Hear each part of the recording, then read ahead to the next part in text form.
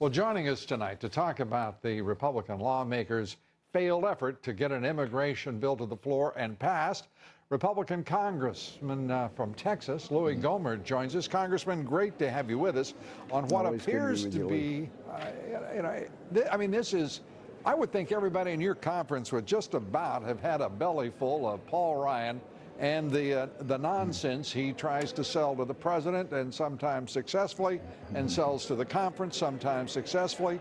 This is typically the result, isn't it? Well, there is a flaw in your thinking there, Lou, and that is that you're thinking.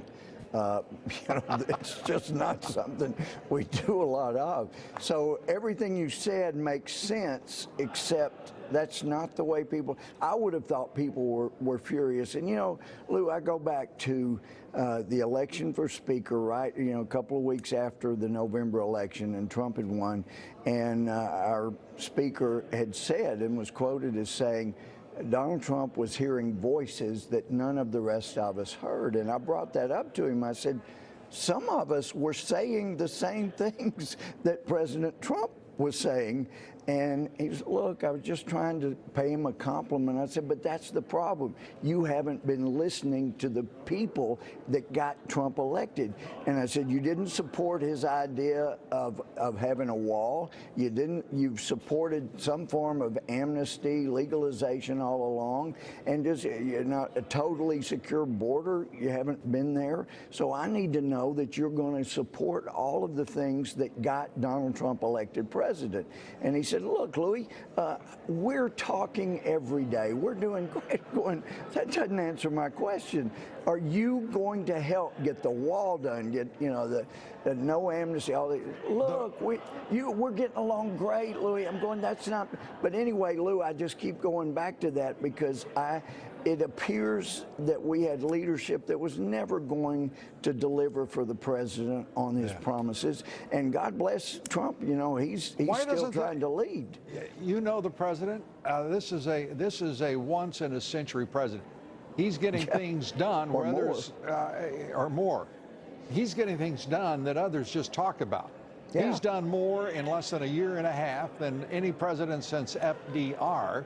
And he hasn't even been in office a full year and a half. Lou, don't forget that he's doing it with all kinds of rockets and arrows being fired at him the whole time, and he just shuffles them off and it keeps going. But I'm telling you, we had a 2-hour conference tonight, and I thought we were going to go in because the Goodlatte bill, Lou, there were a lot of good things in there. It had the E-Verify, it had the, ending chain migration. It did the things we wanted. My problem was the last 30 pages or so, but given an amnesty on DACA. And as I've said all along, let's secure the border before we talk about what we do with the people. Once it's secured, we're not luring more people in here. And yet the conference seemed to be more an effort to persuade people that could not support the lack of the 4 pillars being in the bill, that they were wrong and get on board. And as a few people brought up, look, we got 193 with the Goodlatte bill that had all that stuff in there. Why don't we just tweak that so we can get it passed and get a win? You know the answer to that. Answer to that. Tom Donahue at the Chamber of Commerce didn't want it. The Business Roundtable didn't want it. You're right. The Koch brothers didn't want it. Wall Street didn't want it. Right. And they are the ones managing that bill today. And they wanted the second bill the floor tomorrow. Yeah, and so I didn't know until I just got here to go on with you that they pulled the bill from the board, because as of when I left the conference about 20 minutes ago, we were still going to have a vote tomorrow, but others were saying... anyone, I'm just curious on this, is there anyone Paul Ryan won't lie to?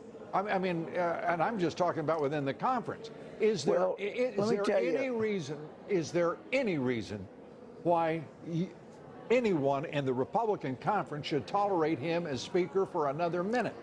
Well, I can't say that he lied, and as I've mentioned to him this week, he had really gotten good with his words, because he said this compromise bill addresses all 4 pillars, takes care of all 4 pillars. So he didn't actually say it was going to fix all four. It said it addresses them. And then like on chain migration, and it's really important, Lou, he didn't say this ends chain migration. His words that I heard were, this puts us on the road to fixing chain migration. I'm going, we've been on the road for 100 years. We need to get off the road and fix it. Well, and so I got to say, that's really parsing words, but it keeps you from saying, yeah, he didn't really lie. We are kind of on the road. Now, like you, I'm from Texas. So you know what? Nothing keeps me from calling it like it is. And the fact of the matter is. You and I both do that. Okay. So, it is. It's just let's just turn to, we're over time as usual with my long questions and your short answers. It's still, still we get over time. But this is so serious. This is our country's existence we're talking about. So tell me, what is the bigger... Fix it. Answer this for me. I'm going to throw 3 questions at you. Give me your fastest answers. Okay, all right. What is so urgent about getting DACA Dreamers citizenship right now?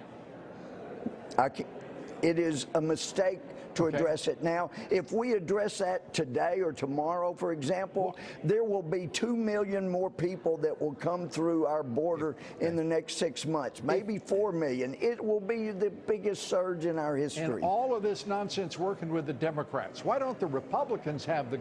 I mean, if Ryan is sincere and an honest man, why doesn't he tell his Rhino members to just get out there and campaign for the midterms like hell, and go out there and as Ryan wants, call for wide open borders and unconditional amnesty for illegal immigrants, and see how many survive a general election.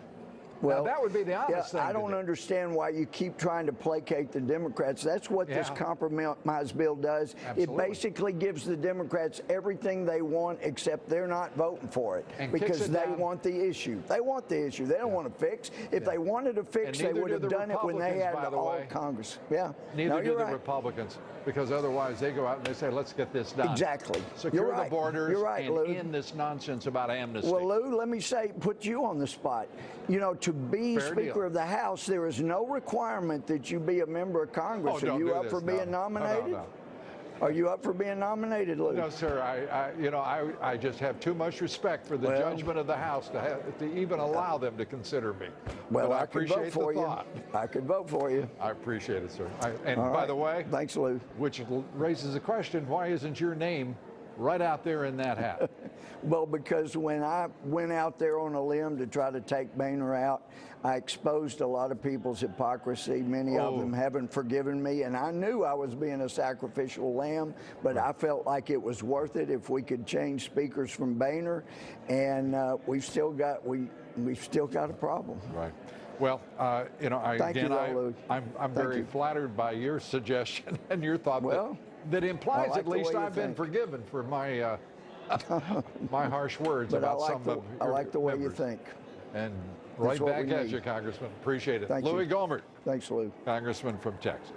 Good to have you with us.